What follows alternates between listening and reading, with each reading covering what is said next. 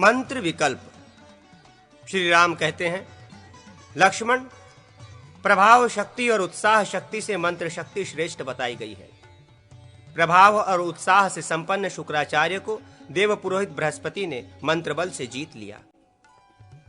जो विश्वसनीय होने के साथ ही साथ नीति शास्त्र का विद्वान हो, उसी के साथ राजा अपने कर्तव्य के विषय में मंत्र ना करे।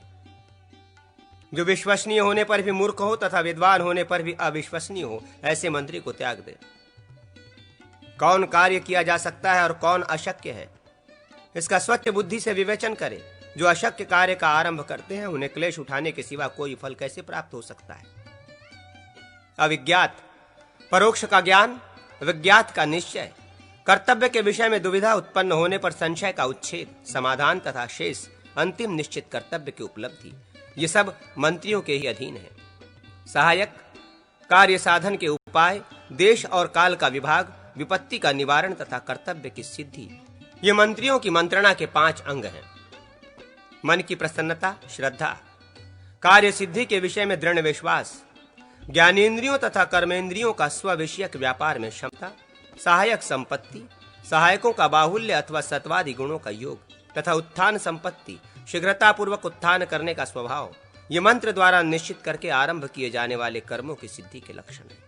मद, मदिरा आदि का नशा, प्रमाद, कार्यांतर के प्रसंग से असावधानी, काम, काम भावना से प्रेरित होकर स्त्रियों पर विश्वास, स्वप्नावस्था में किए गए प्रलाप, खंभे आदि की ओट में लुके छिपे लोग, पार्श्ववर्तिनी कामनियां तथा उपेक्षित प्राणी, तोता, मैना, बालक, बहरे आदि, ये मंत्र का भेदन करने में कारण बनते हैं।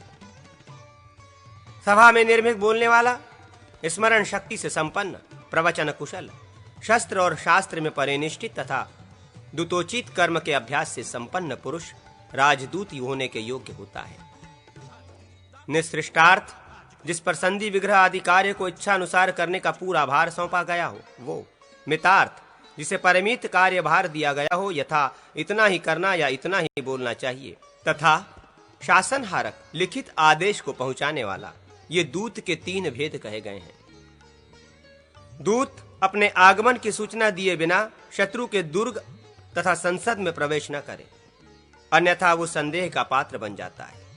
वो कार्य सिद्धि के लिए समय की प्रतीक्षा करे तथा शत्रु की राजा की आज्ञा लेकर वहां से विदा हो। उसे शत्रु के छिद्र, दुर्बलता की जानकारी प्राप्त करनी चाहिए। उसे कोष, मित्र और सेना के विषय में भी वो जाने तथा शत्रु की दृष्टि एवं शरीर की चेष्टाओं में अपने प्रति राग और विरक्ति का भी अनुमान कर लेना चाहिए। वो उभय पक्षों के कुल की, यथा आप उदितोदीत कुल के रत्न हैं आदि, नाम की, यथा आपका नाम दिग्दिगंत में विख्यात है इत्यादि, द्रव्य की, यथा आपका द्रव्य परोपकार में लगा रहता है इत्यादि, तथा श्रेष्ठ कर्म की, यथा आपके सत्कर्म की श्रेष्ठ लोग भूरी भूरी प्रशंसा करते हैं आदि कहकर बढ़ाई करे। इस तरह चतुर्वेद स्तुति करनी चाहिए। तपस्वी के वेश में रहने वाले अपने चरों के साथ संवाद करें, अर्थात उनसे बात करके यथार्थ स्थितियों को जानने की चेष्टा करें। चर 2 प्रकार के होते हैं, प्रकाश, प्रकट और अप्रकाश, गुप्त। गुप्त, इनमें जो प्रकाश है उसकी दूत संज्ञा है और अप्रकाश चर कहा गया है। वणिक, वैदेहक, किसान, गृहपति, लिंगी, मुंडित या जटाधारी तपस्वी, भिक्षुक, उदाय स्थित, अध्यापक, छात्रवृत्ति से रहने वाला कापरटिक, इन चारों की स्थिति के लिए संस्थाएं हैं। इनके लिए वृत्ति, जीविका की व्यवस्था की जानी चाहिए, जिससे ये सुख से रह सकें। जब दूत की चेष्टा विफल हो जाए तथा शत्रु व्यसनग्रस्त हो, तब उस पर चढ़ाई करें। जिससे अपनी प्रकृतियां व्यसनग्रस्त हो गई हों, उस कारण को शांत करके विजिगीषु शत्रु पर चढ़ाई करें।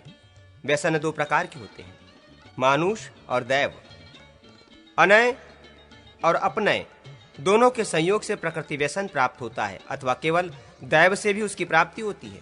वो श्रेय, अभिष्ट अर्थ को व्यस्त, शिष्ट या नष्ट कर देता है, इसलिए व्यसन कहलाता है। अग्नि, आग लगना, जल, अतिवृष्टि या बाढ़, रोग, दुर्भिक्ष, अकाल पड़ना और मरक, महामारी, ये 5 प्रकार के दैव व्यसन हैं। शेष मानुष व्यसन है। पुरुषार्थ अथवा अथर्व वेदोक्त शांति कर्म से देव व्यसन का निवारण करें। उत्थानशीलता, दुर्गादि निर्माण विषयक चेष्टा, अथवा नीति संधि या साम आदि के प्रयोग के द्वारा मानुष व्यसन की शांति करें। मंत्र कार्य का निश्चय, मंत्र फल की प्राप्ति, कार्य का अनुष्ठान, भावी उन्नति का संपादन, आय व्यय, दंड नीति, शत्रु का निवारण तथा व्यसन को टालने का उपाय, राजा एवं राज्य की रक्षा, ये सब अमात्य के कर्म हैं। यदि अमात्य व्यसनग्रस्त हो तो वो इन सब कर्मों को नष्ट कर देता है। सुवर्ण, धान्य, वस्त्र, वाहन तथा अनन्यान्य द्रव्यों का संग्रह जनपदवासिनी प्रजा के कर्म है। यदि प्रजा व्यसनग्रस्त हो तो वो उपर्युक्त सब कार्यों का नाश कर डालती है। आपत्ति काल में प्रजाजनों की रक्षा, कोष और सेना की रक्षा, गुप्त या आकस्मिक युद्ध, आपत्तिग्रस्त जनों की रक्षा, संकट में पड़े हुए मित्रों और अमित्रों का संग्रह तथा सामंतों और वनवासियों से प्राप्त होने वाली बाधाओं का निवारण भी दुर्ग का आश्रय लेने से होता है। नगर के नागरिक भी शरण लेने के लिए दुर्गपतियों का कोष आदि के द्वारा उपकार करते हैं। यदि दुर्ग विपत्तिग्रस्त हो जाए तो ये सब कार्य विपन्न हो जाते हैं। भृत्यों, सैनिक आदि का भरण पोषण, दान कर्म, भूषण, हाथी घोड़े आदि का खरीदना, स्थिरता, शत्रुपक्ष की लुब्ध प्रकृतियों में धन देकर फूट डालना, दुर्ग का संस्कार, मरम्मत और सजावट, सेतु बंध, खेती के लिए जल संचय करने के निमित्त बांध आदि का निर्माण, वाणिज्य, प्रजा और मित्रों का संग्रह, धर्म, अर्थ एवं काम की सिद्धि, ये सब कार्य कोष से संपादित होते हैं। कोष संबंधी व्यसन से राजा इन सब का नाश कर देता है, क्योंकि राजा का मूल है कोष। मित्र, अमित्र, अपकार की इच्छा वाले शत्रु, सुवर्ण और भूमि को अपने वश में करना, शत्रुओं को कुचल डालना, दूर के कार्य को शीघ्र पूरा कर लेना इत्यादि कार्य दंड सेना द्वारा साध्य है। उस पर संकट आने से ये सब कार्य बिगड़ जाते हैं। मित्र विजिगीषु के विचलित होने वाले मित्रों को रोकता है, उनमें सुस्थिर स्नेह पैदा करता है, उसके शत्रुओं का नाश करता है तथा धन आदि से विजिगीषु का उपकार करता है। ये सब मित्र से सिद्ध होने वाले कार्य हैं। मित्र के व्यसनग्रस्त होने पर ये कार्य नष्ट होते हैं। यदि राजा व्यसनी हो तो समस्त राज्य कार्यों को नष्ट कर देता है। कठोर वचन बोलकर दूसरों को दुख पहुंचाना, अत्यंत कठोर दंड देना, अर्थ दूषण, वाणी द्वारा पहले दी हुई वस्तु को न देना, दी हुई को छीन लेना, चोरी आदि के द्वारा धन का नाश होना तथा प्राप्त हुए धन को त्याग देना, मदिरापान, स्त्री विषयक आसक्ति, शिकार खेलने में अधिक तत्पर रहना और जुआ खेलना, ये राजा के व्यसन है। आलस्य, उद्योग शून्यता, स्तब्धता, बड़ों के सामने उद्दंडता या मान प्रदर्शन, दर्प, शौर्यादि का अहंकार, प्रमाद, असावधानता, बिना कारण वैर बांधना, ये तथा पूर्वोक्त कठोर वचन बोलना आदि राज व्यसन सचिव के लिए दुर्व्यसन बताए गए हैं। अनावृष्टि और अतिवृष्टि तथा रोग जनित पीड़ा आदि राष्ट्र के लिए व्यसन कहे गए हैं। यंत्र, शतधन्य आदि, प्राकार, चार दीवारी तथा परीखा, खाई का नष्ट भ्रष्ट हो जाना, अस्त्र शस्त्रों का अभाव हो जाना तथा घास, ईंधन एवं अन्न का क्षीण हो जाना दुर्ग के लिए व्यसन बताया गया है। असद्व्यय कि अपव्यय के द्वारा जिसे खर्च कर दिया गया हो, जिसे मंडल के अनेक स्थानों में थोड़ा थोड़ा करके बांट दिया गया हो, रक्षक आदि ने जिसका भक्षण कर लिया हो, जिसे संचय करके रखा नहीं गया हो, जिसे चोर आदि ने चुरा लिया हो तथा जो दूरवर्ती स्थान में रखा गया हो, ऐसा कोष व्यसनग्रस्त बताया जाता है। जो चारों ओर से अवरुद्ध कर दी गई हो, जिस पर घेरा पड़ गया हो, जिसका अनादर या असम्मान हुआ हो, जिसका ठीक ठीक भरण पोषण नहीं किया गया हो, जिसके अधिकांश सैनिक रोगी, थके मांदे, चलकर दूर से आए हुए तथा नवागत हो, जो सर्वथा क्षीण और प्रतिहत होकर चली हो, जिसके आगे बढ़ने का वेग कुंठित कर दिया गया हो, जिसके अधिकांश लोग आशा जनित निर्वेद, खेद एवं विरक्ति से भरे हुए हों, जो अयोग्य भूमि में स्थित, अनृत प्राप्त, अविश्वस्त हो गई हो, जिसके भीतर स्त्रियां अथवा स्त्रायण हो, जिसके हृदय में कुछ कांटा सा चुभ रहा हो तथा जिस सेना के पीछे दुष्ट पाश निग्राह शत्रु की सेना लगी हुई हो, उस सेना की इस दुरावस्था को बलव्यसन कहा जाता है। जो दैव से पीड़ित, शत्रु सेना से आक्रांत तथा पूर्वोक्त काम, क्रोध आदि से संयुक्त हो, उस मित्र को व्यसनग्रस्त बताया गया है। उसे उत्साह एवं सहायता दी जाए तो वो शत्रुओं से युद्ध के लिए उद्यत एवं विजयी हो सकता है। अर्थ दूषण, वाणी की कठोरता तथा दंड विषयक अत्यंत क्रूरता, ये 3 क्रोधज व्यसन है। मृग्या, जुआ, मद्यपान तथा स्त्री संग, ये 4 प्रकार के कामज व्यसन हैं। वाणी की कठोरता लोक में अत्यंत उद्वेग पैदा करने वाली और अनर्थकारिणी होती है। अर्थहरण, ताड़न और वध, ये 3 प्रकार का दंड असिद्ध अर्थ का साधक होने से सत्पुरुषों द्वारा शासन कहा गया है। उसको युक्ति से ही प्राप्त कराएं। जो राजा युक्त उचित दंड देता है उसकी प्रशंसा की जाती है। जो क्रोधवश कठोर दंड देता है वो राजा प्राणियों में उद्वेग पैदा करता है। उस दंड से उद्विग्न हुए मनुष्य विजिगीषु के शत्रुओं की शरण में चले जाते हैं। उनसे वृद्धि को प्राप्त हुए शत्रु उक्त राजा के विनाश में कारण होते हैं। दूषणीय मनुष्य के दूषण अपकार के लिए उससे प्राप्त होने वाले किसी महान अर्थ का विधात पूर्वक परित्याग नीति तत्वज्ञ विद्वानों द्वारा अर्थ दूषण कहा जाता है। दौड़ते हुए यान, अश्व आदि से गिरना, भूख प्यास का कष्ट उठाना आदि दोष मृग्या से प्राप्त होते हैं। किसी छिपे हुए शत्रु से मारे जाने की भी संभावना रहती है। श्रम या थकावट पर विजय पाने के लिए किसी सुरक्षित वन में राजा शिकार खेले। जुए में धर्म, अर्थ और प्राणों के नाश आदि का दोष होता है। उसमें कलह आदि की भी संभावना रहती है। स्त्री संबंधी व्यसन से प्रत्येक कर्तव्य कार्य करने में बहुत अधिक विलंब होता है। ठीक समय से कोई काम नहीं हो पाता तथा धर्म और अर्थ की भी हानि पहुंचती है। मद्यपान के व्यसन से प्राणों का नाश तक हो जाता है। नशे के कारण कर्तव्य और अकर्तव्य का निश्चय नहीं हो पाता। सेना की छावनी कहाँ और कैसे पड़नी चाहिए, इस बात को जो जानता है तथा भले बुरे निमित्त शकुन का ज्ञान रखता है वो शत्रु पर विजय पा सकता है। स्कंधावार सेना की छावनी के मध्य भाग में खजाना सहित राजा के ठहरने का स्थान होना चाहिए। राजभवन को चारों ओर से घेरकर क्रमशः मौल, पिता पितामह के काल से चली आती हुई मौलिक सेना, भृत, भोजन और वेतन देकर रखी हुई सेना, श्रेणी, जनपद निवासियों का दल अथवा कुविंद आदि की सेना, मित्र सेना, दुष्दल, राजा की दंड शक्ति से विभूषित हुए सामंतों की सेना तथा आटविक वन्य प्रदेश के अधिपति की सेना, इन सेनाओं की छावनी डाले। राजा और उसके अंतःपुर की रक्षा की सुव्यवस्था करने के पश्चात सेना का 1/4 भाग युद्ध सज्जा से सुसज्जित हो सेनापति को आगे करके प्रयत्न पूर्वक छावनी के बाहर रात भर चक्कर लगाए। वायु के समान वेगशाली घोड़ों पर बैठे हुए घुड़सवार दूर सीमांत पर विचरते हुए शत्रु की गतिविधि का पता लगाएं। जो भी छावनी के भीतर प्रवेश करें या बाहर निकले सब राजा की आज्ञा प्राप्त करके ही वैसा करें।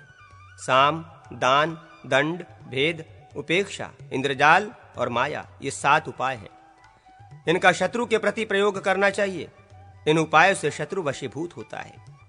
साम के 5 भेद बताए गए हैं। दूसरे के उपकार का वर्णन, आपस के संबंध को प्रकट करना, जैसे आपकी माता मेरी मौसी है इत्यादि।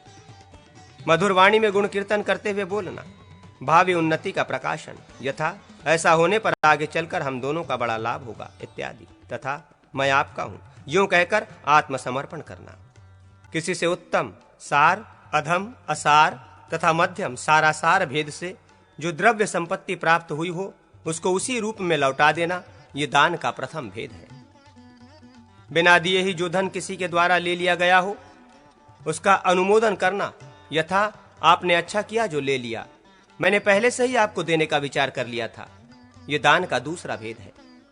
अपूर्व द्रव्य दान, भांडागार से निकालकर दिया गया नूतन दान, स्वयं ग्राह प्रवर्तन, किसी दूसरे से स्वयं ही धन ले लेने के लिए प्रेरित करना, यथा अमुक व्यक्ति से अमुक द्रव्य ले लो वो तुम्हारा ही हो जाएगा, तथा दातव्य ऋण आदि को छोड़ देना या न लेना। इस प्रकार के दान के 5 भेद कहे गए हैं। स्नेह और अनुराग को दूर कर देना, परस्पर संघर्ष, कलह पैदा करना तथा धमकी देना, भेदज्ञ पुरुषों ने भेद के ये 3 प्रकार बताए। वध, धन का अपहरण और बंधन एवं ताड़न आदि के द्वारा क्लेश पहुंचाना, ये दंड के 3 भेद हैं। वध के 2 प्रकार हैं, प्रकाश, प्रकट, अप्रकाश, गुप्त। जो सब लोगों के द्वेष पात्र हो ऐसे दुष्टों का प्रकट रूप में वध करना चाहिए, किंतु जिनके मारे जाने से लोग उद्विग्न हो, जो राजा के प्रिय हों तथा अधिक बलशाली हों, वे यदि राजा के हित में बाधा पहुंचाते हैं तो उनका गुप्त रूप से वध करना उत्तम कहा गया है। गुप्त रूप से वध का प्रयोग यूं करना चाहिए, विष देकर, एकांत में आग आदि लगाकर, गुप्त मनुष्यों द्वारा शस्त्र का प्रयोग कराकर अथवा शरीर में फोड़ा पैदा करने वाले उपटन लगवाकर राज्य के शत्रु को नष्ट करें। जो जाति मात्र से ब्राह्मण हो उसे प्राणदंड न दे, उस पर साम नीति का प्रयोग करके उसे वश में लाने की चेष्टा करें। प्रिय वचन बोलना साम कहलाता है। उसका प्रयोग इस तरह करें जिससे चित्त में अमृत का सा लेप हो जाए, अर्थात वो हृदय में स्थान बना ले।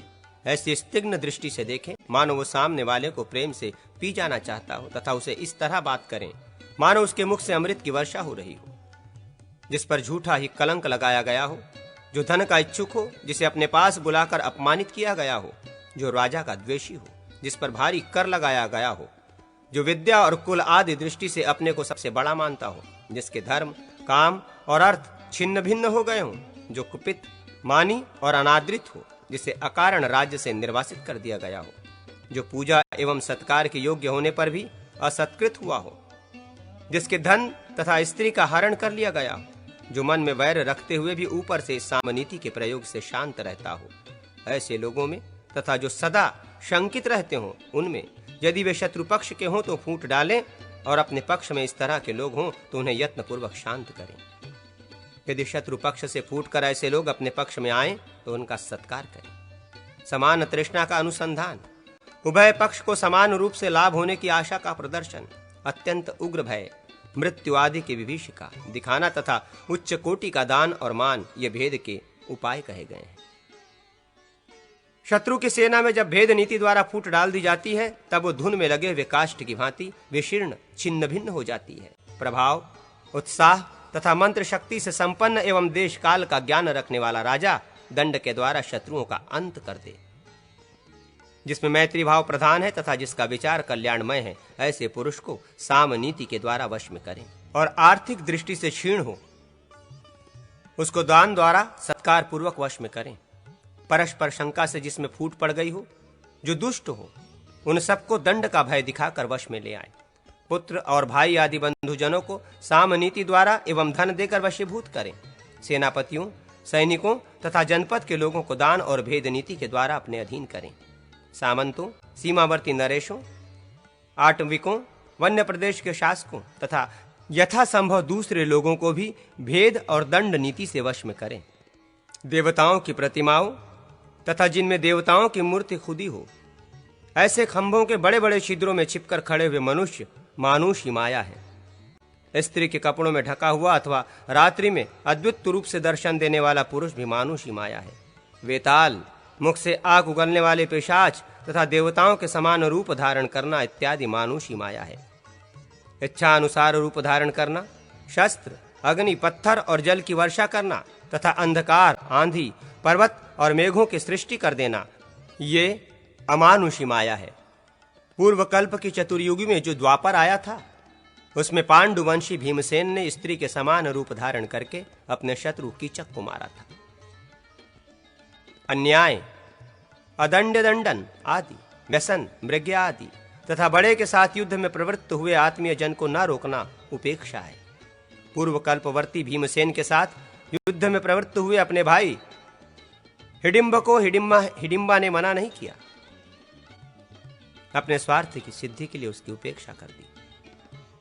मेघ, अंधकार, वर्षा, अग्नि, पर्वत तथा अन्य अद्वितीय वस्तुओं को दिखाना, दूर खड़ी हुई ध्वजशालिनी सेनाओं का दर्शन कराना, शत्रु पक्ष के सैनिकों को कटे, फाड़े तथा विदीर्ण किए गए और अंगों से रक्त की धारा बहाते हुए दिखाना, ये सब इंद्रजाल हैं। शत्रुओं को डराने के लिए इस इंद्रजाल की कल्पना करनी चाहिए।